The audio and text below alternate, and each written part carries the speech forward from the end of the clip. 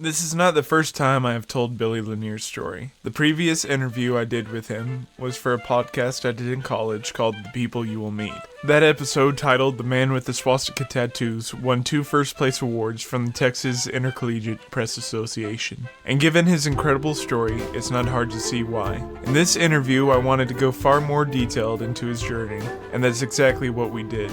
Billy Lanier's story is that of a man who was neglected as a child, was convicted of murder, became a ranking member of a hate-based gang, only to find peace and contentment and faith. I hope you will come with me as we meet Billy Lanier. Yeah. All right, so it's a question and answer thing to where, like you were saying, well, how was it when you was in administrative segregation for so long?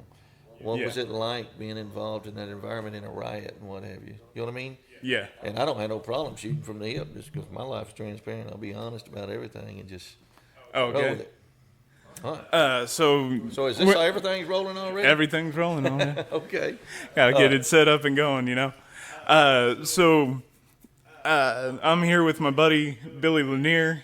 Met him a few years back at school and everything, and he's got a pretty incredible story, so I thought I'd let him tell it today. So, Billy, if you want to, trying to decide, like you were saying, where to start, you want to give sort of the brief summary you gave us in class about your life, how things went, and then I figured we could go back, start from the beginning, and go into more detail. Yeah, I think it's kind of interesting because until you see or get a full understanding of a person's life and their life's experiences, then it's hard to fully appreciate where they're at today. The same for us as an individual. That thing go down a little bit, okay. We'll edit this. Anyway, I was raised up in near Kissimmee, Florida, in Orlando, Florida. Actually, the little town is called Haines City. It's called the heart of Florida. And I had 3 siblings older than me. Actually, I had 5.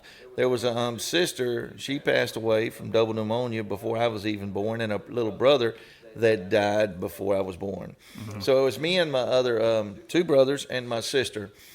And my mother left my dad. No one ever sat and explained to me what the reason was or anything. And I was only like 7 years old. So nobody set me down to help me to understand. All I knew is my mom's gone, I'm missing her, and I became rebellious at that point. And so as the years went by, my brothers and sisters done moved on. My dad got remarried to a stepmom, and she had 2 boys. One was 1 year younger than me, the other was 2 years younger than me. And we kind of fought constantly because she wanted to assume the role in my life as my mother, and I wasn't willing to accept her. Yeah. So it would always fall back on me. My daddy would come home from work, and she would voice the fights and the struggles we'd have as if it's my own fault. So that made me get even more rebellious and what have you, and I began to start running away from home at 11 years old. So here I am in Florida. I'm running away from home, going down these interstates. I'd stay off the interstate so I wouldn't be seen by the police, and I'd just walk the interstate, follow it through the woods, and thinking that this road, it was Interstate I-4 down there in Florida, thinking that it was going to lead me to my mom. Back then, my mind didn't even wrap around how big this world was, you know. Yeah. I didn't know. I guess I was thinking that one road leads one direction. But I was trying to find my mom, and I finally found, I got arrested as a juvenile. I had done some things I should not have, but it was a form of survival. Yeah. You know, breaking into vending machines and then running out in the woods so I'd have something to eat and stuff like that. So I ended up in juvenile. And matter of fact, me and 2 other young men were in Daytona Beach, Florida during spring break. We were all runaways. And all these college kids were taking us in their motel room, so we had a place to stay and what have you. And we would stay in a motel room. When the spring break wound down, come to find out these 3 college girls were from Canada. And they wanted to take us with them. And how old were you at this point? I was like 12 at this time. And I was like, you know what? I wanted to run away, but I didn't want to run away that far. Yeah, it's awfully cold up there. So no, that was a no-go. We did not go to Canada.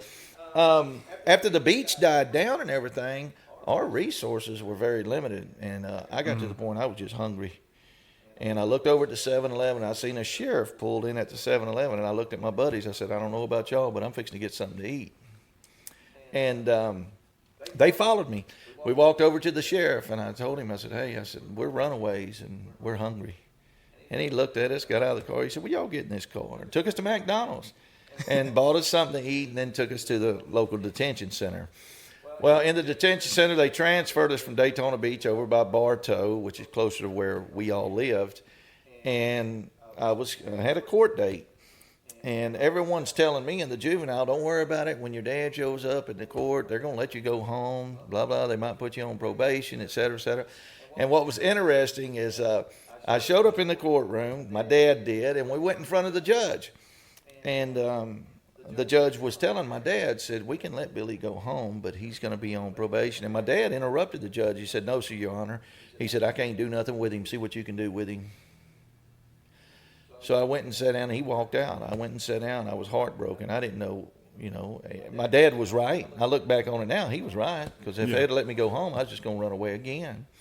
So I ended up going to juvenile in Florida. I went to the Marietta, in Marietta State School at the top of Florida. It's been shut down now, and they come to find out they was abusing and killing a lot of them young men and putting them out in the woods, burying them and whatever. You could look at the history and see it. Fortunately, I wasn't one of them. Did you see any of that abuse? Or? Well, what I do remember is that guys would come in and we'd befriend one another and what have you. And then next thing you know, I know they're doing a little bit of time, but they were very rebellious against the staff and everything. Next thing you know, they're gone. And we would think, okay, well, they left. They're going back home and stuff. Well, now I discover that, no, that wasn't the case. The staff members would actually kill them and bury them out there in the woods. Yeah. So, anyhow, I went from there to Okeechobee and then went to Tallahassee. I'm sorry, I went from there to Tallahassee. It was a Leon Start Center. It was like a transitional facility to give you job skills, stuff like that. By then, I'm getting up there in age and just teaching you. It's just like a halfway house, if I may say, with all these foster parents. Yeah. And then they sent me from there to Okeechobee with the Coochie Stop Camp, which is where you lived in the middle of the woods in these army barrack tents. And you went out and worked on the side of the road every day, planting trees. And if you earned so many points throughout the week, what they done is you had the privilege of riding these little mini bikes through these trails through the woods and stuff. That was something we looked forward to. Anyhow, I was scheduled to get out. And one day when everybody went to school and to work, they told me to just pack my stuff up, go up by the main office at the picnic bench and wait for my dad. It was on a Saturday. And I did. And I sat there all day long waiting for my dad to show up, and he never did. Everybody else came in from work and school, and they just told me, listen, go back and make your bunk up, and we'll see if he'll come get you tomorrow or whatever. So it was the next day. Late in the day, he pulled up with my stepmom and two stepbrothers, and they picked me up, and we headed home. When we pulled into the house, I'm sharing these things with you so you can get a grip on what I faced and how all of these feelings and stuff begin to rise up within me. Yeah. It began to develop my outlook on life, my worldview and what have you. So I come back, and we pulled in the driveway and in the garage, lo and behold, my dad had went and bought these boys pinball machines, mini bikes, and all this stuff, something he never did for any of us kids. And I understand now the reason he was doing it was to win this woman's heart. Spoil her kids, and then you can win the woman's heart. However, I remember I got out of the car and went. My dad's stepmom went in the house, and I got on the mini bike, and I was riding it around in the yard, and she come to the door and hollered at me, "Hey, Bill, come here." And I pulled up over there. I'm excited riding this mini bike. She said, "Get off that thing. It belongs to Larry and Michael." So I threw it down. I ended up getting in touch with my mom through a friend of hers, and told her if she didn't come get me, I was fixing to run away again. And my dad knew that she was coming to get me, and he had already told me that if you leave with her again, you're not coming back here. So I did.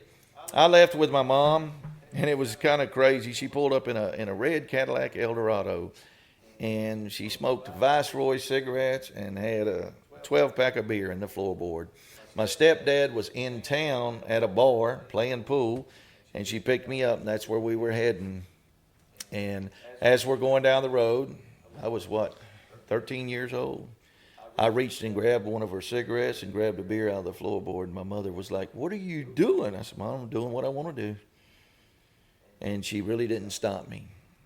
So I guess I know now the reason she didn't try to put that authoritative parental figure in my life, become that, is because she knew I'd run from her too. Yeah. So we went to the bar, picked up my stepdad, and then had to drive to Bradenton, Florida, which is where they lived, about another 2.5 hours away from there. We got there, and the following Monday, my mother took me to the school. I was in the 6th grade, and she enrolled me. I went to class. About halfway through the day, I walked out and walked home. And my mother asked me then, said, "What are you doing home?" So I said, "Mom, I'm not going back to school. I'm not going back to school," and that's it. So I do know now that all those things, my lifestyle and everything, contributed to my mother's increase in alcoholism as well. So that was her escape, and I was just doing my own thing. Yeah. So me and my stepdad and mother, we moved back over toward Haines City, Florida, and here I was, 16 at the time, and I met a girl. She was 14, fixed to be 15, and I ended up getting her pregnant. She lived with her older brother and her sister-in-law because her parents had done passed away. They were from West Virginia, but they were down there.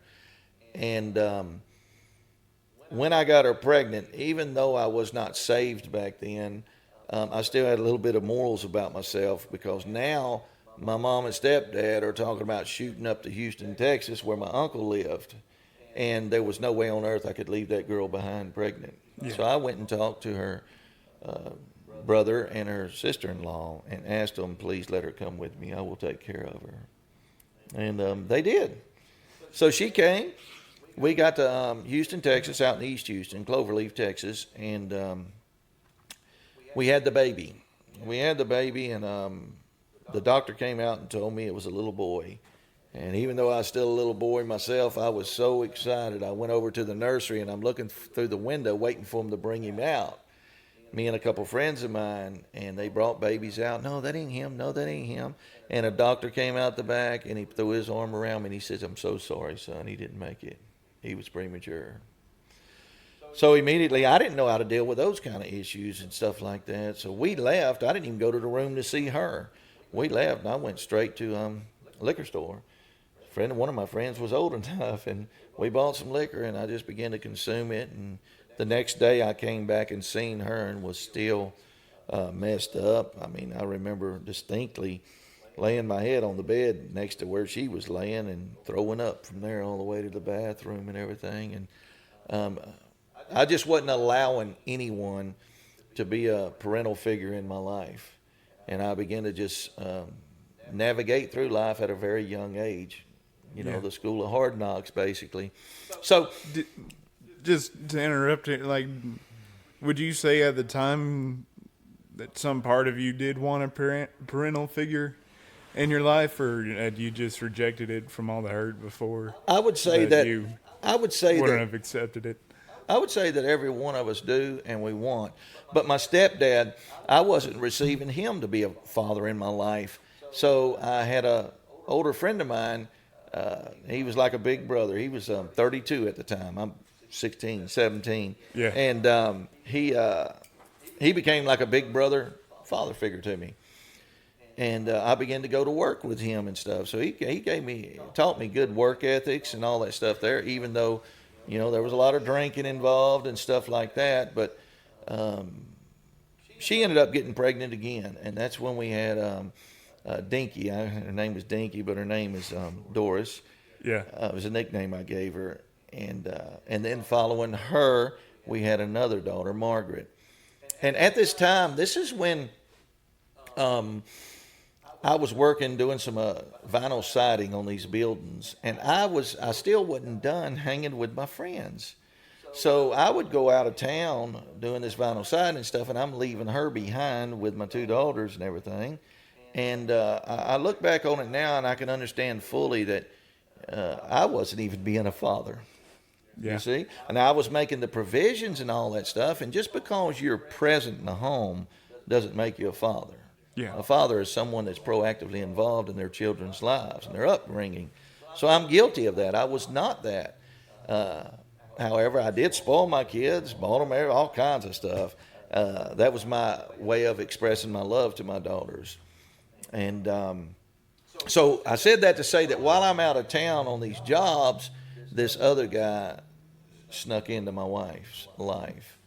And as a matter of fact, I remember coming back from work one time, and I seen them sitting in it's an apartment complex, sitting in a circle out there with my mom and stepdad and a few others. They're out there drinking and stuff. She's just sitting out there with the kids, but this guy is sitting really close to her. Mm-hmm. And I knew something then was wrong. But I called her into our apartment, and I'm talking to her about what's going on, what's up with this guy right here and everything. And when I turned around, this guy was standing at the door.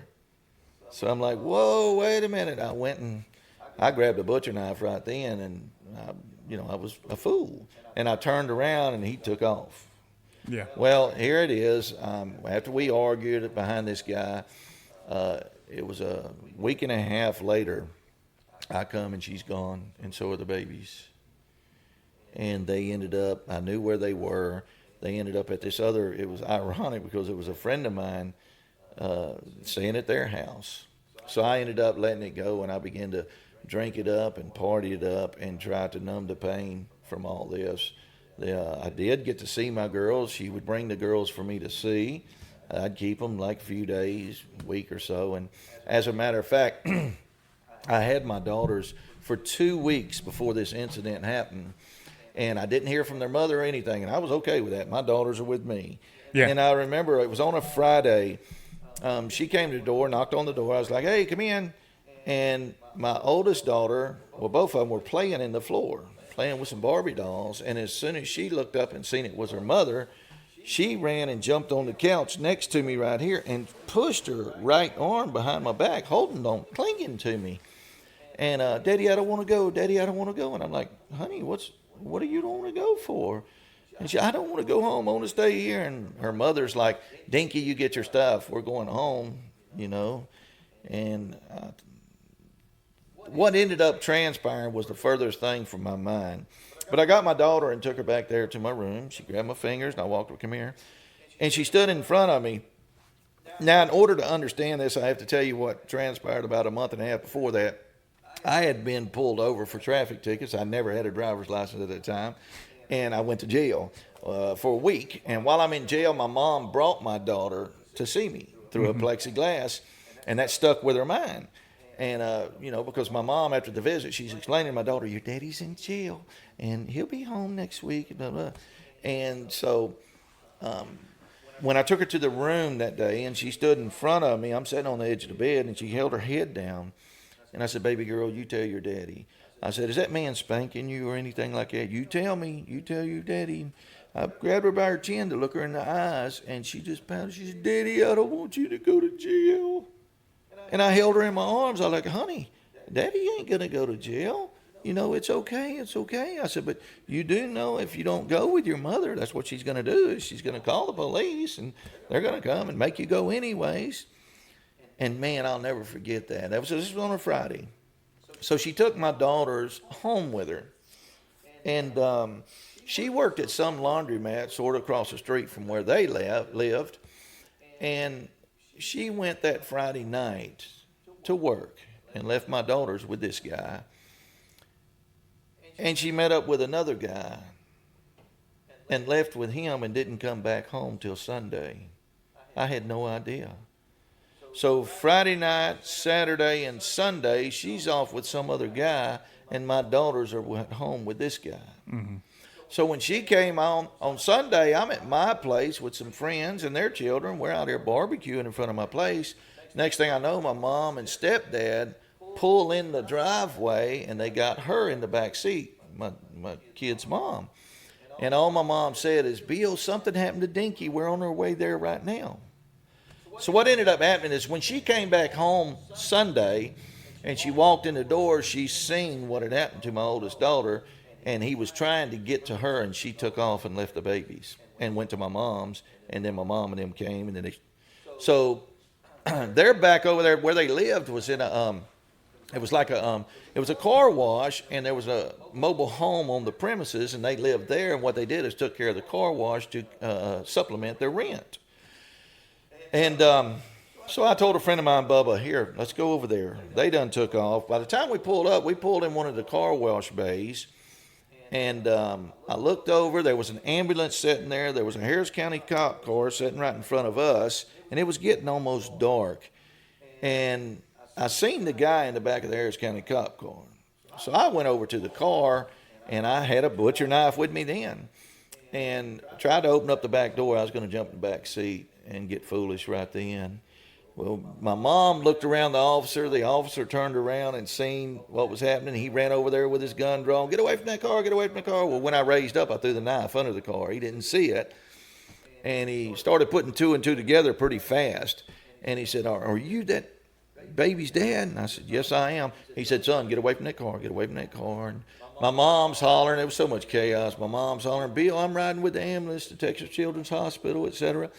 And she did. She took off with him, and I'm begging the officer at the time to put me in the car with this guy. And, of course, he's like, son, I can't put you in the car with her. And I'm breathing in his face and everything because I'd been drinking. Mm-hmm. And I told him, man, P.I., I'm drunk. Put me in the car with him, please, please. He said, son, I can't do that. I said, well, let me talk to him. He locked all the doors except for the driver's door and walked to the front of his car while I leaned in the driver's seat. And all I remember looking back there and telling him is that, you do know your days are numbered, right? And we left. We took off to Texas Children's Hospital and sat in this big waiting room on these bean bags. All of my friends came with their kids and stuff that used to play with my kids and everything. And now my other daughter got taken at CPS. This one here is in Texas Children's Hospital. And the mother got taken to jail for neglecting the children. Mm. I'm in this waiting room. I mean, it was about a good 3 hours. And a doctor finally comes out, and he said, who in the world is this baby's daddy? And I stood up. I said, I am. He said, son, under no circumstance would I let a parent see their child in this condition. He said, but all she keeps asking for is our daddy. Are you going to be strong? I'll take you in there if you are. And yes, sir, I'm good. Well, I walked in there, and she was in a baby crib. And when I leaned over the crib, her whole body from head to toe was bandaged like a mummy except for this portion of her face and her little bitty hands. And I leaned over the crib and my hand dropped like this here, and I looked her in the eyes. I said, hey, baby girl, are you okay? And her right hand reached up and squoze those two fingers, which are the two fingers I used to walk her with everywhere I go. And that was the moment that I forgot who I was. That's when my life spun out of control. I mean, all I thought about is you hurt my baby. Mm-hmm.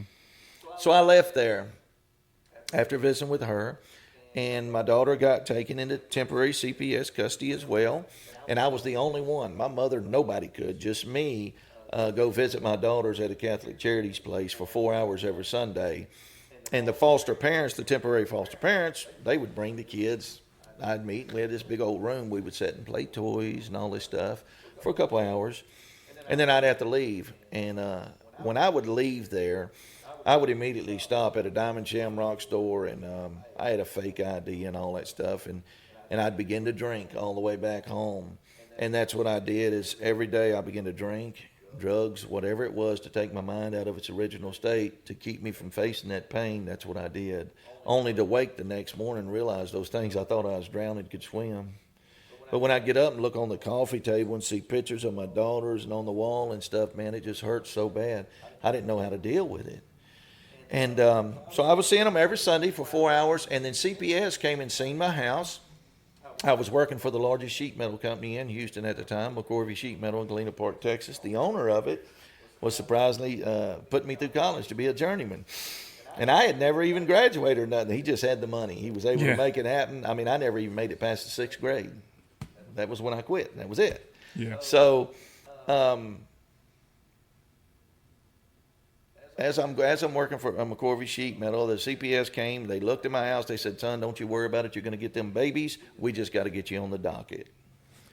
So as I'm waiting to get on this court docket to get my daughters, a friend of mine came over and told me the guy Larry had got out on bond. And my next question was, "Where is he at?" And when they told me, we partied a little bit. When they left, the only thing on my mind was to go and get revenge. So that's what I did. Is I made my way from where I lived over to their place. It was an apartment complex, duplex, and I knocked on the door, and as soon as they answered, I went in and murdered them both, the guy and his uncle. And honestly, I had so much anger and hate inside of me and everything. My mind was made up. If they had a dog, cat, goldfish, anything that was in that apartment that lived, it had to die. Mm-hmm. So I did this, and then I came back home and disposed of the weapons and all that. And what was interesting is a friend of mine showed up after this had happened, and I had the weapons there. And he was like, "Did you go over there?" I'm like, nope, I don't know what you're talking about, man. I need a ride. He's like, "What?" And he's steadily trying to ask me about this. So I jumped in the car with him, and we went down Interstate 10 to San Jacinto River, and I threw the stuff out of the window into the river. And after that had happened, I took off and went to Florida, me, my mom, and my new wife. I done gave up on, I just figured I'm fixing to get busted. This is not going to go well. Mm-hmm. So we took off, went to Florida, and while I was in Florida, I come to find, when I came back, and then sure enough, I put my stepdaughter in school, and then the detectives ran down on me one day and got me. And I played it off like, man, what's this all about? Oh, this is a little more than you think it is. So they got me downtown, put me in this room, began to question me, show me pictures of the crime scene and all this, and I was like, I don't know anything about it. I stayed in complete denial the whole time. And then they showed a video of the guy that I'm telling you came to my house and took me to drop the stuff off. Come to find out, while I'm in Florida, he's selling drugs. And then he gets busted, and then he tells the police he knows who done this. Yeah. So to get him a break. So the cops and everybody, they had no idea who committed this crime until he mentioned me, and then they began to see that this is a guy that did this to my daughter, so they was able to put a motive together and everything. Them folks are not stupid. They know their job really well. So anyhow, even though I stayed in denial, I stayed in the Harris County Jail for a little over 4 years, almost 5 years, fighting this case until finally I pled out to a 30-year sentence. And back then, under the 70th legislature, you do a quarter of your time, then you're eligible for parole. It meant I had to do 7.5 years. You're eligible for parole. As long as you keep your nose clean, you'll make parole, you'll get out. So that was my way of thinking, and and didn't end up that way. So I took the 30 years, and I went on down to prison, and I went down there as a very angry, bitter, resentful young man. And every opportunity I had to vent that anger, I seized it. And it was during that time while I was down there, all my anger and stuff began to, and my rebellion against authority and others, and certain races and all that stuff.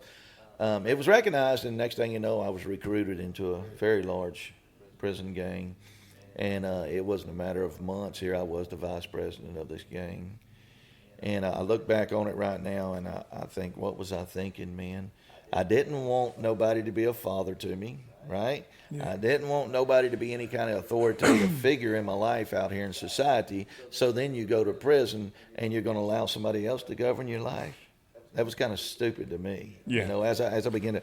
So while I'm down there, you know the story. I'm in Amarillo, Texas, and we got into a riot. And in this riot, a guy almost lost his life. He got life flighted out of there. The warden and the gang intelligence got me to their office and showed me 3 statements in front of me by these guys that were supposed to have been my brother's bro. Yeah. And I recognized their handwriting, and they were just pointing the finger saying that I was the just cause for this guy being life flighted out of there. And that's when they told me, he said, if he dies, you're going to be indicted for capital murder. If we don't get the death penalty, you're going to spend the rest of your life in prison. So they put me in cuffs, and they escorted me to this seg cell.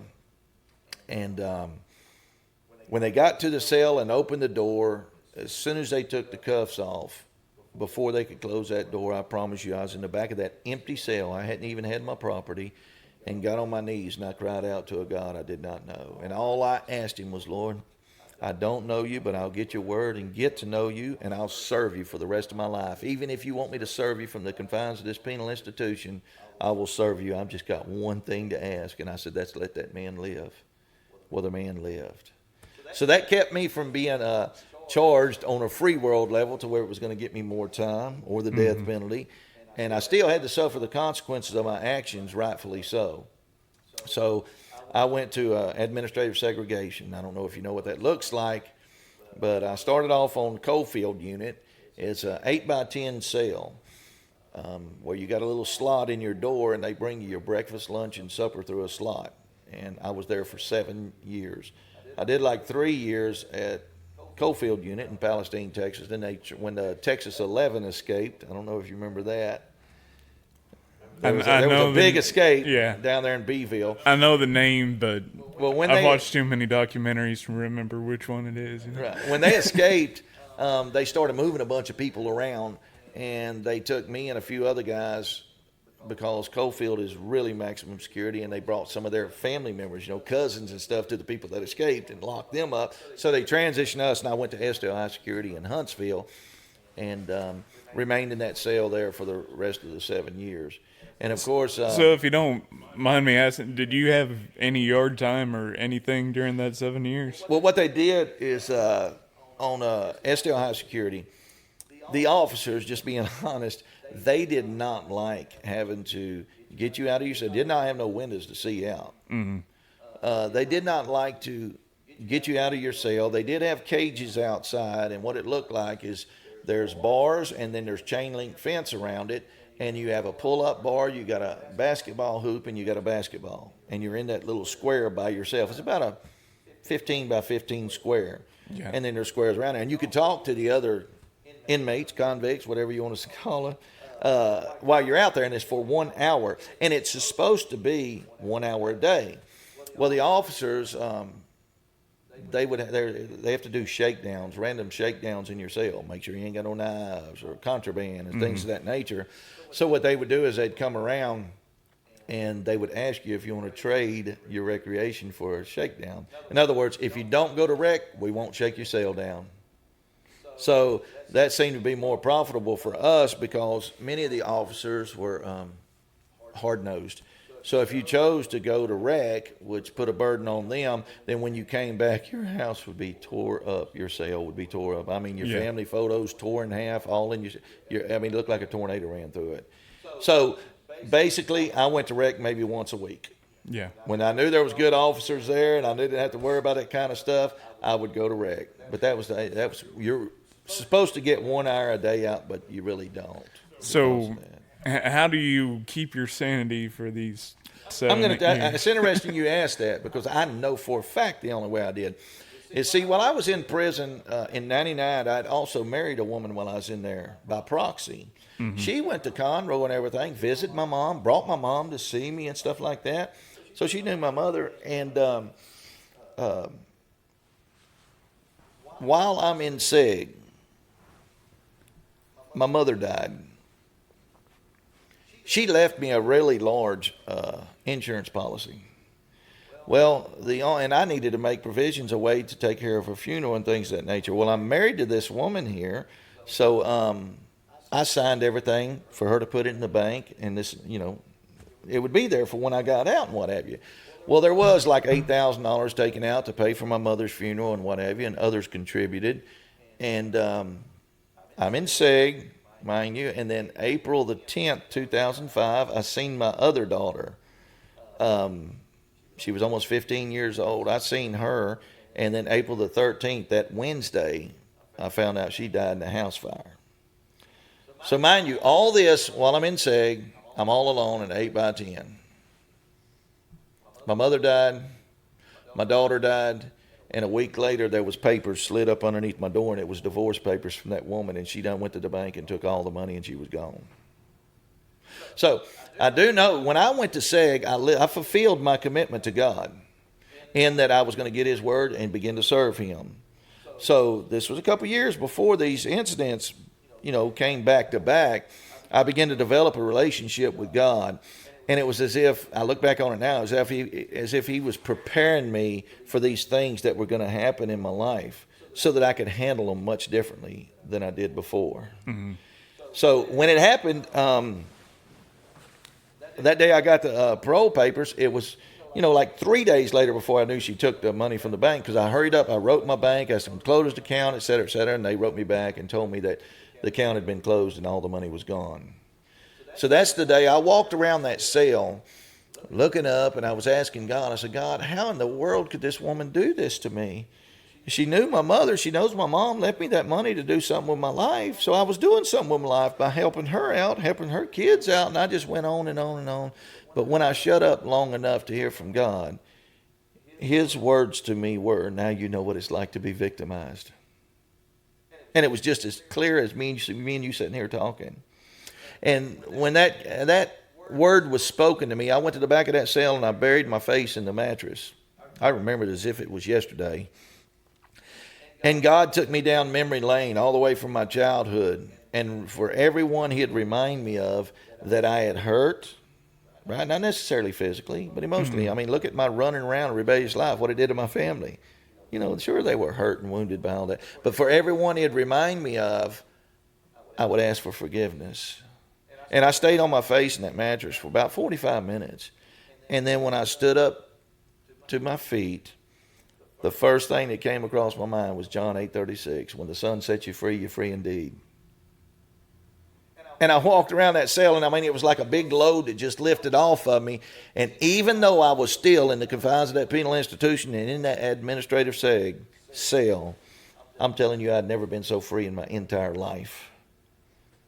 So after the 7 years was up there, I'm listening to Chuck Swindoll, Charles Stanley, Adrian Rogers, and Tony Evans ministries on my little clock radio. And I've still to this day got all my composition books, of ministry composition books. I just begin to write what God had put on my heart in relation to his word and my studies.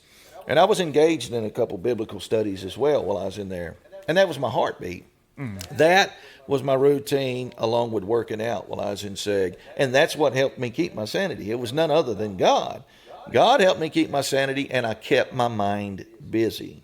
Because the truth be known, I know of 3 guys while I was in SEG, within 2 years in, they killed themselves because they couldn't stand it. Yeah. And there's a lot of guys right now, when they come out of prison after doing SEG time, they get a crazy check, because of the impact it had on their lives. So it was none other than God that brought me through that. And when I come out of SEG, I had to go to Ramsey 1 unit in Rocheron, Texas, to go through this program. It's called the GRAD, Gang Renouncement Disassociation Program. It was part of their protocol in order to place you back in general population. So I went through the program. It was really, really interesting that I met the chaplain there. I met a good friend of mine, Jeff Shepard. I met a friend of mine, Michael Dickens, and Donnie Ship, whom are still in my life right now. And I began to go down to the chapel's office. We met him, Mr. Kessler, and then I went to the church every time the doors would open. And I remember distinctly going down there. Now, the chaplain didn't know me that well, other than by reputation by the people around there. It was interesting how all the guys gave me a nickname. My old nickname used to be Cloverleaf. That was where I was from. But then they started calling me Bible Man. Bible Man or Sin Slayer, every which one. And anyhow, so I sat there in church one day, and the volunteers didn't show up. And that's when Chaplain Kessler looked, and he said, "Hey, Brother Billy." He said, "The volunteers are not coming today. Do you have a word for us?" And there's where my first time I got behind the podium and knew that's where God called me.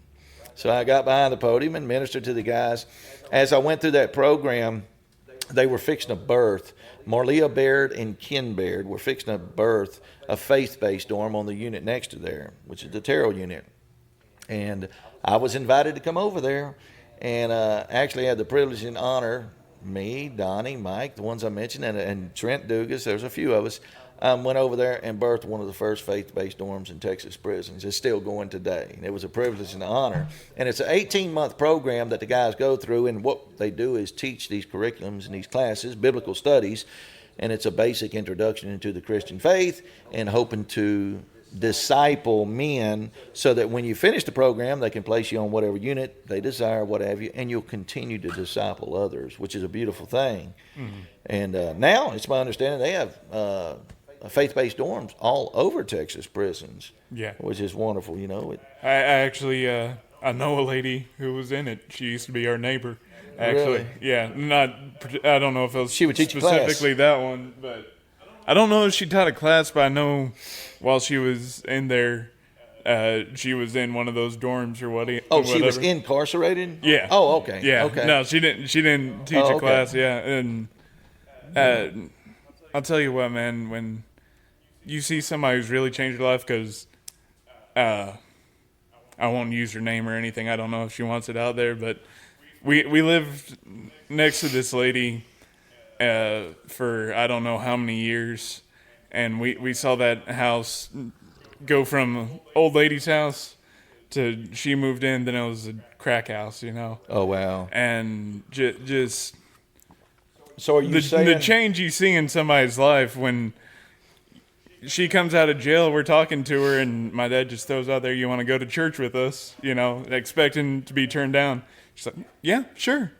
And then just the change you see in somebody's life when. So she's doing well now? Yeah. I mean, okay. Just you don't you almost disregard that person in your mind, even though as a believer you're not supposed to. But you're like, what are they going to do with their life at this point? Yeah. I'll tell you what, I know of numerous guys, when I came out and started managing a transitional house in 3rd Ward, Houston, Fertile Ground Christian Transformational Center, that was a big challenge for people. If there's anything that I miss about prison right now, it's that 7 years I spent in that seg. And that's the God's honest truth. I miss it to this day. Not enough to where I'm going to go commit a felony and go back to prison, but I miss it because that was the time that God got a hold of my life and prepared me for everything that was in store in the future, including out here in the free world. And when I got out, I was just determined that you might be living in prison, but prison don't have to live in you. And I've seen so many guys, I've seen the recidivism. So many guys would get out, come back, get out, come back. And I'm watching them and I'm listening. What was it that brought them back? Well, a lot of it was stinking thinking, insanity, doing the same things, expecting different results. Yeah. And always thinking you're going to get better at what you're doing. But what's really interesting is that while I was in SEG and began to develop a relationship with God, I noticed changes taking place in my life that I didn't have nothing to do with. And one of the first things he did for me is he cleaned up that filthy mouth. And I began to face situations and challenges with other inmates, with the guards and stuff like that, to where 3 years before that, I would have responded so much differently with anger and outrage and stuff like that. But God enabled me and empowered me to handle those situations with love and grace and patience. Yeah. And it was so contrary to the person I used to be. And it's not by works. I mean, it wasn't something that I done. And one of the things I tell people all the time today is just submit yourself to God and let Him do the work. Don't work the word and stop trying to have something to do with something that has nothing to do with you. So I guess my question to that is, how many years did it take you to submit to that? It was right at, I was in there already for like 15 years before this happened. I did 22 years. And it was like 14, right at the 15-year mark when all that happened. And then... I guess I was saying more of the change in how you started handling things and stuff. It was like 2.5 years. 2.5 years into immersing myself in the Word of God. Yeah. That I began to see, And I also seen, now that's the good side, but I also seen the favor that I got. When I came out of SEG and went over to the faith-based dorm, I'm working. They took me to the kitchen. Classification told me I'm going to be working in the kitchen. So I went to the kitchen. This sergeant that was sitting there, Lord forgive me, I cannot remember her name. It's been several years ago. But she was a precious woman. She just sat there and said, all right, Lanier, where do you want to work? In the kitchen. I said, what's the job that nobody likes? She said, that's the scullery. where you clean the dishes and stuff, whenever. Yeah. And I said, that's where I need to be. She said, no, you don't want to be there. Let me put you on a linebacker, at easy jobs. I said, nope, that's where I need to be. So I took the worst of the worst job in the kitchen to humble myself, and done it with a grateful heart. Next thing you know, was doing breakfast. I had all the guys in the scullery area singing praises and hymns while we're in there the whole time. Time would fly, we'd get it done, and hey, it was just it was a wonderful thing. Yeah. But in doing that, the guards and everybody was watching. They could see this. And to the point to where it ended up getting me favor without even asking about it. Like the kitchen captains and stuff, they'd say something, hey, Lanier, it's fixed to be count time. I'm going to send everybody else back there. Man, we're going to sit back here and make some pastries and some fried chicken and stuff. So me and a couple of cooks, that was their favorites. I was just invited to come be a part of that. To sit there when everybody else is gone, to be part of this blessing, if you may call it, They recognized it. And then we'd sit there and eat, and they'd just make inquiries about my faith. And we would have some wonderful biblical discussions during those times, which helps me to mature and grow. Absolutely. Yeah. So you're in the faith-based dorms and stuff. How long are you there until you're finally released? Well, what happened in that faith-based dorm is it was an 18-month program. So I went through the first one, and then they wanted me and a couple others that I mentioned to stay behind when the next group came in so that we could help, mentor and help them through. Mm-hmm. And after that one, we had another chaplain that came in to the unit. They switched chaplains, and he was a kind of difficult guy. It's my understanding his wife was a chaplain on other units, and they say she was a wonderful gal. But this guy, he was really challenging. So he began to do away with a lot of the privileges and everything pertaining to this faith-based dorm, and it got kind of ugly. So us guys that stayed behind, he got with the warden and had him move us off that dorm into regular population, which I was fine with. Mm-hmm. So they moved me into a dorm. It was a 130-man dorm. And it was interesting. I come out there, and I'm upstairs in my cubicle, and you could hear at night, man, the same thing I used to hear. Guys would get in a fight, and what they'd do is they'd go over there to the shower area where they're out of view of the cameras, and they would go to fighting. And I remember one day I heard them fighting down there, and everybody's hollering and stuff, people, and I walked to the edge of the stairs and looked straight down in the shower, and I see them. Now, mind you, the old Billy was the type that when I seen violence and fights and stuff, I wanted to get in there with it to either win, lose, or draw. I just wanted to get in there with it. This distinct time, man, as I stood at the top of the stairs and looked down there, I seen the guys just beating each other. You could hear the flesh banging and stuff, and I was like, Lord, look what your children are doing to each other. Now, the guys knew me, so then I shot down the stairs and went into that shower, and I pushed them apart. I said, man, y'all stop this. What are y'all doing? What's this about? What are y'all doing? And it's about the stupid TV, Jerry Springer or something, They were arguing who's going to watch this and this. And, man, God used me to dissolve that situation at that time, all the other people around.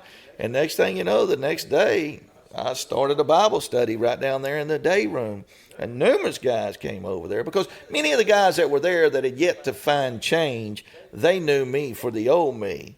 And they're seeing this new me, and they're like, wow, man, this is crazy. So they wanted to come, even if it's just to be a spectator or be a, So I get, and just brief, sorry to break up your thing, but just with your gang affiliation and stuff beforehand, how dangerous was this for you? Or if you're in another unit, you're fine? Well, here's what was interesting is when I walked away from that gang, literally thousands throughout the system walked away from it. Because once they found out that I walked away from it after knowing how much I was dedicated to it, not all of them knew why I walked away. Yeah. God was already dealing with me about it without me acknowledging God. He was dealing with me about it in that he was giving me wisdom as I would sit in my bunk at night and go to thinking, wow, why would you come to prison and join a gang, and now you want somebody that's in prison, done ruin their lives, they're down there for the rest of their lives, and they're going to dictate and govern your life while you're in here? That's insanity. Just stand up on your own feet. You know So what I mean? this was you thinking before the change? Yeah, right before that riot happened. Yeah. You know, I'd sit back and just ponder that. But see, now I'm in a leadership, right? I'm the vice president of this gang. But yet it still made me think with these guys, man, why are you becoming a part of this? And here I am. I'm the one that's dictating and governing what you're fixing to do next, et cetera, et cetera. You know, and I'm thinking, that's kind of crazy, you know? So you wouldn't abide by mom and dad's rules. You wouldn't listen to society's laws. So you found yourself incarcerated with a bunch of people that didn't abide by the society's laws. And now you're going to listen to one of them? Yeah. No, that's insanity. So, anyhow, yeah. So what that chaplain did is he had me transferred from that unit. He used the excuse on an IOC, it's called Inter-Office Communication, and he said that I had became too familiar with the volunteers that come in, right? So that is a potential security breach, fine. Yeah. God knew what he was doing. So here's what was crazy, is I got transferred. They came to me and told me, hey, Lanier, you're on the chain. And I'm like, okay, what's all this about? Whatever. Okay, so I packed my stuff, came up there, and they said, you're going to Huntsville. Okay. So the next morning, caught the bus, went to Huntsville. We stayed the night there. And the next morning, you had to go through the back, and you got this big old cage. It's called the bullpen. And you go in there, and as the officers go through their list, they call your number out, and you come to the gate, and they tell you what unit you're being transferred to, and then you have to get on which bus accordingly. Mm-hmm. So I went up there, and they called my name, and I went up there, 6'7", 6'7", 6'80". They said, you're going to Coalfield. And you don't get a chance to ask them, well, wow, what's going on? No. When they tell you, move out the way next. Yeah. So I moved out the way, and I'm thinking to myself, oh, my God, this ain't good. Because when I was on Coalfield before, I was in there in population as well. And Coalfield is the largest maximum security unit in Texas prisons, in Palestine, Texas. And I'm telling you, a day without blood was like a day without sunshine there. And if you even look it up on the web right now, you'll see anywhere from roughly 65 to 80% of the guys that's there right now are never, ever going home. So you can imagine the environment that sets the tone for. Anyhow, when I was there before, there was lots of violence, fights. Many of the people, when we just made eye contact, the fight was on. Mm-hmm.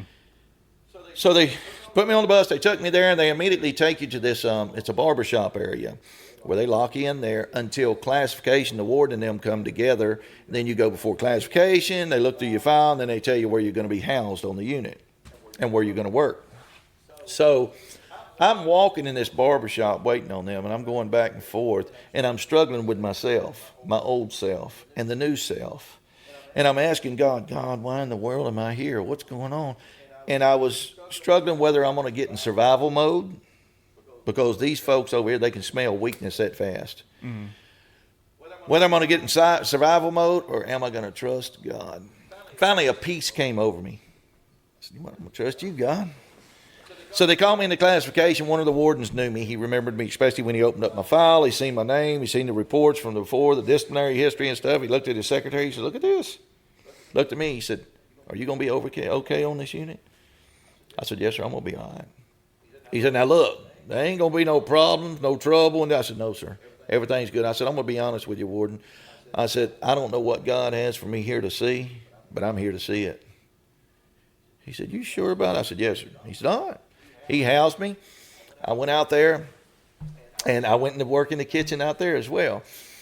And that following Sunday, now mind you, the times I was on Coalfield before, I had never, ever stepped foot in the chapel.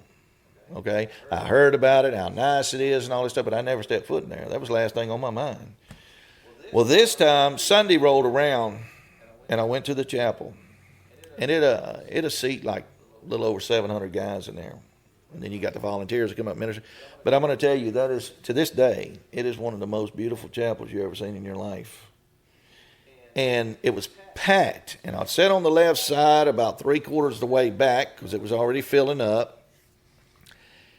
And they had the worship service at the beginning of the service, and then after the service. After the service was over, they entered the worship service.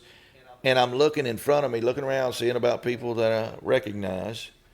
And what was really, really interesting was I'm raising my hands in worship, and I'm looking around and I'm seeing some of the very same guys that we didn't see eye to eye with raising their hands. So while I was gone and I was in SEG going through my experiences, God was dealing with them at the same time as well. So the service is over. We're breaking up. We're having to head to the door. They're calling different dorms off at a time for you to come out. They don't let you just everybody come out and flood the hall. Yeah. And when we'd make eye contact with these guys, and I'm telling you, it was nothing but love and hugs. We were hugging each other, man, like, hey, brother, what's going on, man? There was no fight, none of that. It was beautiful. It was a beautiful sight. So I seen then what it was God wanted to show me is that while he had me in the belly of the cell working on me, he was working on these brothers as well. You had mentioned going in survival mode versus just trusting God. So what's the difference there? The difference is that when you first come to that unit and you're not saved, survival mode means saving your pride, if I may say. Oftentimes, at these maximum security units, I'd say all the time, you're going to be tried, whether it's by your own race or another race or what have you, to see if you're weak. Mm-hmm. That requires for you to be able to stand up for yourself, okay? Once you've established that reputation of standing up for yourself, you pretty well got it made. But if they smell any kind of what they call weakness on you, they'll take advantage of you. To the point of making you pay protection or to the point of sexually violating you, whatever it is. I mean, I thank God for prisons and institutions because I met people down there until God gets a hold of their lives, that's where they need to be. And that's the God's honest truth, including me before I got saved. That's where I belonged. I didn't belong out here with all those issues in my life. And I thank God for every day, all 22 years that I spent in there. So I'm back on Coalfield. I done came up for parole 8 times, and I was denied every time. So I'm on Coalfield. I experienced the chapel. I got involved in every Bible study and everything while I'm there and stuff, and I'm working in the kitchen in the scullery on this unit as well. And, man, you wouldn't believe the favor there, the kitchen captain and all of them, the sergeant and all of them. When we would finish cleaning up after the breakfast ran through, they would open up the grills for me to go back there and just cook us whatever. And we'd all sit there and eat and what have you. So they passed a law to where after you've done 20 years, a commissioner has to come see you. There's only 15 commissioners throughout the state of Texas. These are comprised of 3 individuals in each region. And what they do is they vote whether you're getting out or not. Okay, your unit parole counselors, all they do is fill out a report. Okay, what's your address that you're going to go to? What's your plans? You completed any educational programs while you're down there? They put that down, and they just send it to them. They don't have no kind of impact on whether you're getting out or not. So, but after you do 20 years, they passed a law to where one of the commissioners had to come and personally visit with you. And I remember him to this day. He's still there, Mr. Paul Henserling. I got a lay-in, which is a paper they give you the night before to tell you if you're going to medical the next day or if you're going, you know what I mean, to the library or wherever it is. So I got one. I couldn't recognize what it was for. And I asked the guy in the cubicle next to me. He had done been locked up like 40 years. And I said, man, what is this? He said, man, you're going to see the commissioner. So I'm like, okay. The next day, I went to that barber shop where they loaded up. There was about 8 of us in there waiting for this commissioner to come there. And then we'll go in the office one at a time and talk to him. Well, I'm sitting there just praying and thinking. He showed up, and I was the first one he called in there. I went into his office, and he said, well, son, I see you're in here for murder. You want to tell me about it? I said, sir, I want to tell you everything that was going on in my life before this murder, through the murder, and what's been going on in my life down here in this prison. And he sat down. Usually you don't get but 5-10 minutes with him. Yeah. I sat there for 45 minutes with this guy. And that was the first time in my entire life that I became totally transparent about every aspect of my life. I even told him things that could have been detrimental to a decision making for my parole, my gang activity, all that. Mm-hmm. I laid it on the table before him. And afterwards, he stood up and he shook my hand. He said, well, you'll hear something in 2 or 3 days. I said, yes, sir, I appreciate it. So I went back to the barber shop. Another guy goes in there, but what they're doing is you got to go back there and you have a guard that comes and just lets so many people, like I told you. Now, don't just let everybody run them halls. Yeah. That's all right, you can go on back, and then you go back to your dorm, wherever you're going. But when I sat down, all these other guys in there reminded me of the old me the last 8 times I came up for parole, is because they were coming and asking me, say, hey, does he ask you this? Does he ask you this? Because what you want to do is you want to premeditate a response to any question that's asked you. Why? Because I want your favor. Yeah. Right? I want to tell you all these grandiose things. I didn't do that. So what I told them guys that day, I said, you know what? If he wasn't a man of God, he didn't understand a word I said anyway. Oh, man, there you go, Lanier, with that stuff. Okay. So I left. That night, we went on lockdown because of another riot on that unit. A guy got killed, so they locked us down to investigate everything. And it was 2 days later, they came and got me, 2 officers. When you're on lockdown, if you're going to medical or anywhere, they have 2 officers come get you and escort you there and escort you back. So 2 officers came and got me. They escorted me to the parole office on the unit. And I walked in there. He wasn't in there yet. And I'm looking on the walls. And I see these pictures on the wall of biker pictures. But come to find out, it was biker pictures. But this unit parole counselor, he was part of the Tribe of Judah, Christian biker club. So I'm looking at that. And he comes in and he sits down on the other side of his desk. He said, well, son, he said, how'd your visit with Mr. Henstling go? I said, you know what? I'm pretty confident it went well. I said, that was the first time in my entire life that I was totally honest and transparent. And I wasn't, as my previous times, well, my first 6 times coming up for parole, I was all excited and anxious, thinking, ooh, I'm going to get out. I'm going to do all this stuff here. This time I was relaxed because I was just like the Apostle Paul. I was to the point, whether I'm there or whether I'm here, I'm going to serve the Lord. Right? I mean, that was it. Ministry was wherever my feet set. Right? Your outward circumstance, situation, all that there never dictates or determines your inward disposition. Okay, that was where I was. So I told him, I said, you know, I think the visit went pretty well. And then I told him about what happened in the barbershop afterward. I said, you know, all these guys reminded me of the old me. They was coming up and saying, hey, man, did he ask you this? And I just told him, I said, man, if he wasn't a man of God, he didn't understand a word I said. Well, this guy, he had a piece of paper upside down, and he slid it across the desk looking at me. He says, he understood every word. So I picked it up, and it was FI1. And FI1 is the best, according to the world, parole answer you could get. It means you'll be home in 30 days. Yeah. I set it back down, tears rolled down my eyes, and I slid it back across him, and I said, that's not what I want. He said, excuse me? He said, man, there's guys on this unit that will kill for that. Are you crazy? You're going home in 30 days, 60 days at the latest. You're going. I said, that's not what I want. He said, well, what is it you want? I said, I want an FI-18R to go to the Carroll Vance unit in Richmond, Texas, Prison Fellowship, IFI, which is another program that Chuck Colson had birthed throughout the United States. You know, Prison Fellowship became a part of that. And he said, son, he said, that's another 18 months in prison. I said, I don't care. That's where I want to go. He said, I can do that right here. So he signed off on it. 2 weeks later, I get a lay-in. I'm on the chain. And I wasn't supposed to work that morning breakfast because you're on the chain. You know, you get to just chill out, wait for your bus, catch the bus, and go. But I went ahead and went into work. And the kitchen captain and all of them, man, they couldn't, Billy, what are you doing here, Lanier? What are you doing here? And I'm like, man, I want to work. But you're on the chain, man. Well, I'm glad you came anyways. They opened that grill, let me cook. And I'm telling you, with the guys I worked with in the scullery, the kitchen captain, the sergeant and them, there wasn't a dry eye in that place. They were hugging my neck saying, Billy, you know what, we're going to miss you. I said, you know what, I'll miss you too, but not this place. And it was just nothing but surrounded by the presence of God in these people. And how I look back on it, and I believe that my life that I lived during that period of time right there planted so many seeds in their lives. I'm confident. Anyhow, so I caught the chain and I left, and I was at the Carroll Vance unit for 18 months, which is another program. Now, that is a program that people go to, guys, that and after your 18 months, you're going home or wherever you're going. And I got there and got to participate in numerous classes, numerous teachings, and met some wonderful people. One of my mentors that's in my life right now, Daniel De Jesus. He's a Filipino. He became our group counselor.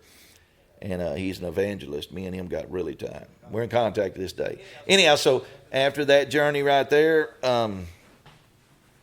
I was released December 31st, 2011. And I think I just shared in my other video, my mentor picked me up, and we left there, and within 15 minutes, we was at a Fuddruckers restaurant. And we walked into this restaurant. Now, mind you, I've been in prison 22 years. It's the first time stepping out. And when I got in his truck, as a matter of fact, he handed me this little box. And I grabbed it. I said, "Hey, what's this here?" He said, "It's a phone. Somebody's going to call you in a little bit." I'm like, "My phone? I don't know what this is." So we're going down the road, and the thing starts buzzing in my hand. I said, "What do I do with it? What do I do with this?" He said, "Here, let me see it." He got it, and he opened it up, clicked it, and here. I'm like, "Okay." And some other minister friends were calling me to welcome me home. Yeah.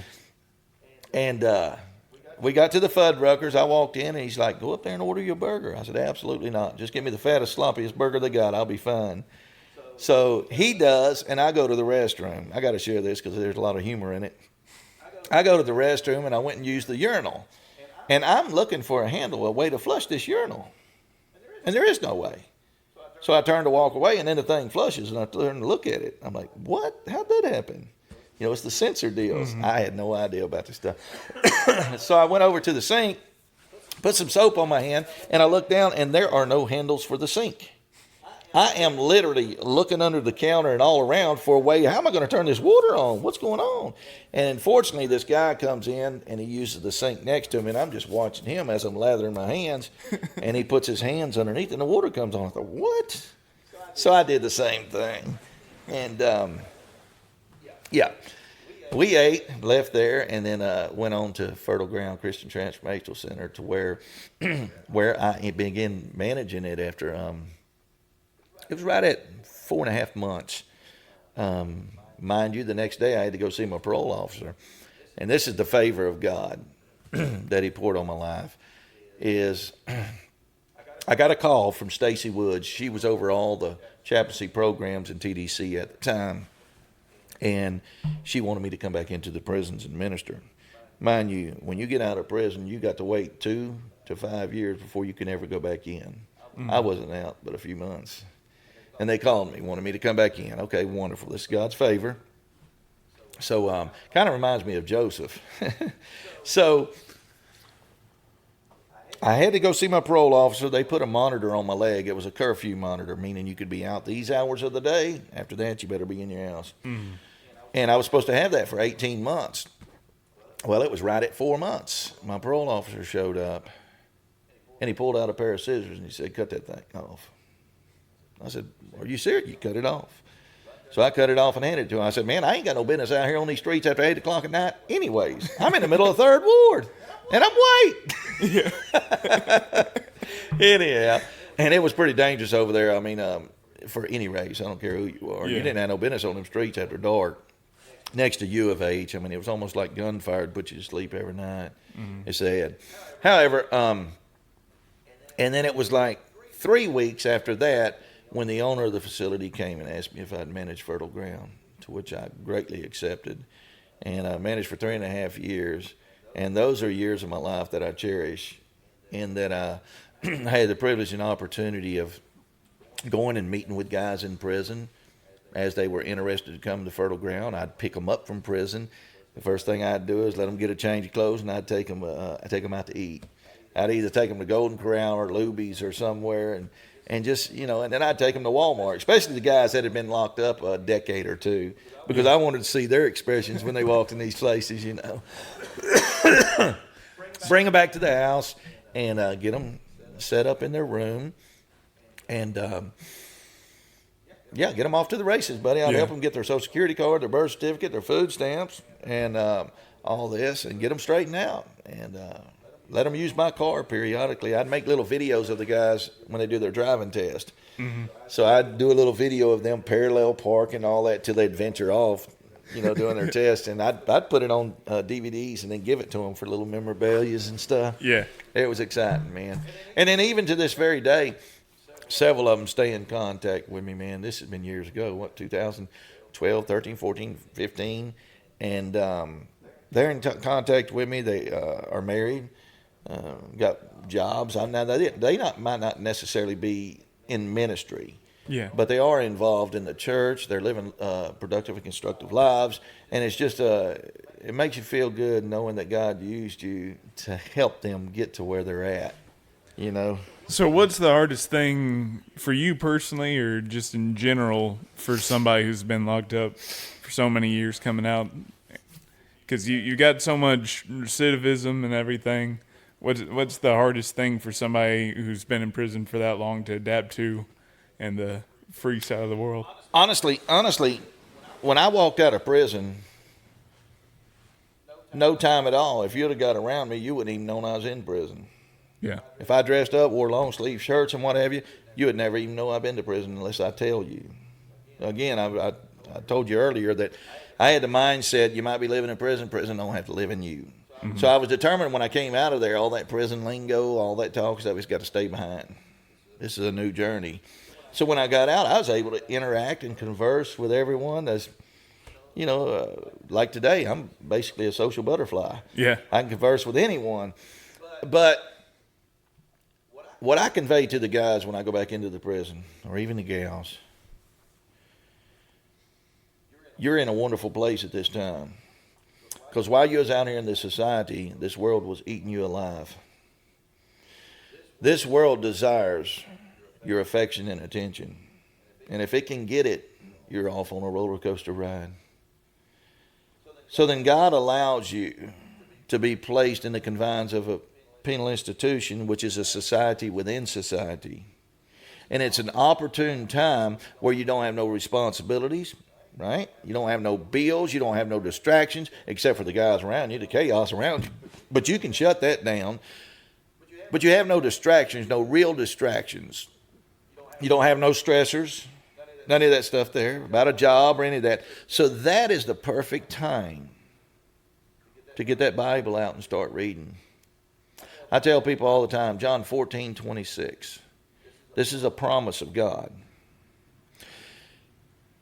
And we need to hold him to his promise, which is exactly what I did. I got to John 14:26. He said, I will give you the Comforter, and he will teach you all things and bring all things to your remembrance whatsoever I have said unto you. That's the Holy Spirit. Mm-hmm. So when I read this, I held God to it as I began to read the rest of the Word. And he would begin to open my eyes and give me the insights of the in-depth Word of the living God. So coming out of prison without God, I don't know how you do it. So I can't relate. You know what I mean? I just don't know how you can navigate through the stressors and life the way it is out here right now. I'm telling you, if it wasn't for God, I wouldn't have lasted a nanosecond. I really wouldn't have. But it's the joy of the Lord and that ongoing relationship with the Lord that makes me excited every day to wake up. Even the challenges that I face. You know, I'm married now. I got 9 stepkids. To say that there ain't no challenges in the midst of that would be me telling you a blatant lie. You know? Yeah. But every day after going through those challenges, and then the wonderful job that I have, it was a man of God that gave me this job, and it was nothing but God how it came about. And there can be some stressors and things of that nature, but you just begin to handle life in a different way. You begin to see life and see people that you're engaged with every day through the eyes of Jesus. Mm-hmm. Helps you to better understand them. So in being able to say, I will tell you that most of the challenges that guys face when they get out without Jesus, the challenge they face when they come out is the flesh and the carnal mind. Most of the guys down there in prison, when they get out, their form of celebration is, I need me a girlfriend. Oh, one more time. Whether it be with the drugs, the alcohol, or all of it together, whatever. Just one more time. This is my form of celebration, right? So in their minds, they'll convince themselves that I'm going to have one more night of this, and then I'm going to get. That's the greatest lie they tell themselves, because one night becomes 2, 3, 4, 5, and then they're off to the races again. Then they're back in prison. Yeah, you with me? And it ain't so much the prison that keeps a person out of prison. You with me? There's people that I've met out here right now that's never been to prison that are locked up worse than I had ever been.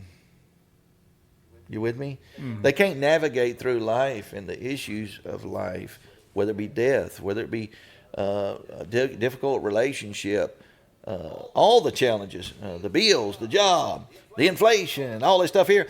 And they get so caught up to where all of us look for an escape.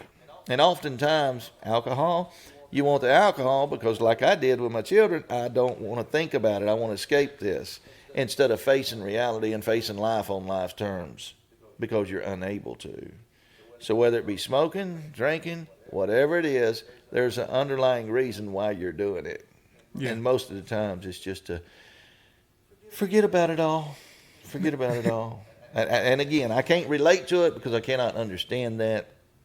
But the other thing that guys face when they get out, I'm going to get out, I'm going to get me a job, right? I'm going to get me a job, and I'm going to get me a car, and I'm going to get me a place to live, and life is going to be wonderful. I'm going to have me a house with a picket fence, I'm going to do all that. Okay, that's wonderful. But there's work to get there, right? Mm-hmm. And then what I've seen with a lot of the guys is having zero communication skills when it comes to sitting down and selling yourself to an employer. You with me? They can't do it. I need to convince you to give me a job. I am going to be an asset to this place. You with me? But in order to do that, it's like walking in and saying, hey, man, you doing any hiring? I need a job, man. No, we're really not doing no hiring here right now. Yeah. But you got to have that confidence. That's, I guess, because you're a very good communicator, probably better than I am, honestly. So where did that come from? That something you developed, or have you always been that way? Or I keep pointing to him. It's nothing but God. Yeah. I'm the one that's truly amazed because of this right here. When I went into prison, I was antisocial. Yeah. If you wasn't angry and you didn't hurt, you didn't feel the way I felt, we didn't have nothing in common. That's where the saying goes, you show me a man's friends and I'll show you his character. Mm-hmm. You with me? You're only going to yoke up with people that are like-minded. So in looking back in my background, 6th grade education, didn't even finish the 6th grade. You hear me? Yeah. I went to prison when I was in San Saba, Texas. I was being transitioned to finally be housed on a unit. This is in my early years. And I studied for my GED over there for 6 months. And then they had the people from Huntsville, Project Rio, they came over there to give the GED test, right? The testing. They only do it once a year. And the teacher there, she was trying to encourage me to wait till the following year to take it. And I said, absolutely not. I'm ready to take it. Let me take it. Okay. Put me in it. Not to say that this is no big deal because it was in prison and not out here, but I came in second place from valedictorian. A 6th grade dropout. And God says in his word that he takes the foolish things of the world to confound the wise. You with me? I am confounded. I'm totally amazed. I am baffled when I look in the rearview mirror of my life because I'm so undeserving of it. But how did you bring me this far? Do I even really need an answer for it? No, yeah. I'm just thankful and grateful. But that's the God's honest truth. Your intelligence and things of that nature don't come from education anyways. Life is built on experiences, brother. You can have all the education that you want, but if you don't have the experience to go with it, does it really profit you? Why do they have internships? So that you can go and get some experience to accommodate your education. When you get the both together, you got something going on. So life is built on experiences. Yeah. And it's our experiences that really help others. Yeah. And that's the goal. So I know you helped people transition out and everything. If somebody's in that period of their life trying to transition, what are some resources that you know of that there's could two. Help anybody else? There's two in the Houston area. Now, I'm up here in Northeast Texas now.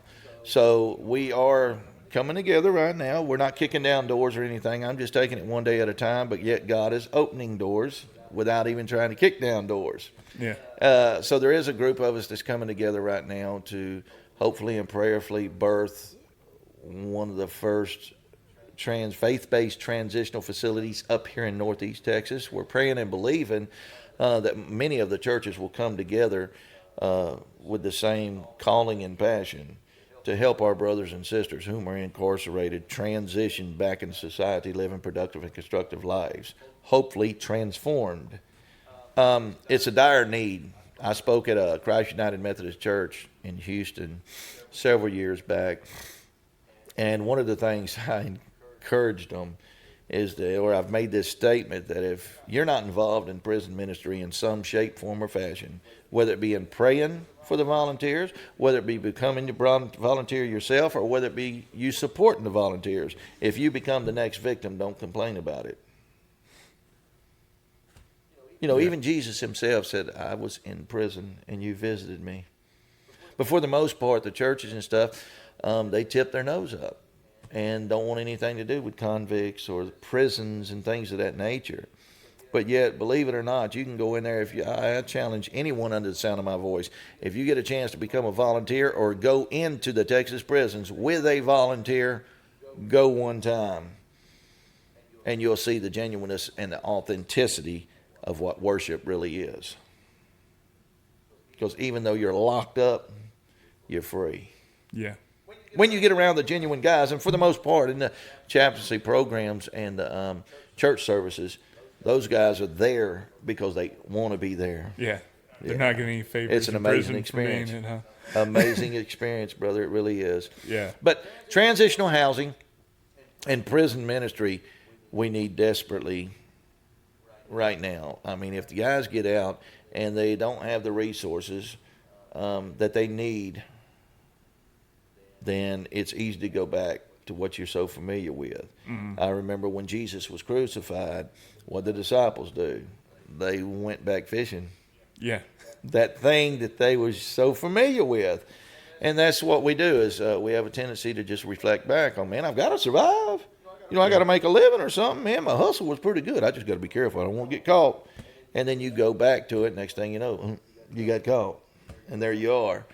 So we need the support. We need a support group. We need people that will help our brothers and sisters as they're transitioning back to society, so that they're not overwhelmed with all the pressure. You can imagine after being there for so long, then you come out. Now you're thinking, man, I got to get a job. I got to do this. I got to hurry up. I got to catch up where I left off. That's a deceitful lie, that the enemy puts in our minds. But if you have somebody there to mentor you and to help you walk through, you'll do well. Makes all the difference. You'll do well. Yeah. You'll do well. As long as you remain humble. Don't think you need to make up for all that time. Yeah. I wish I could. Take what you have now, huh? That's it. Yeah. That's it. Just be content in all things. That's right. I think that's the biggest lesson to learn from you. Yeah.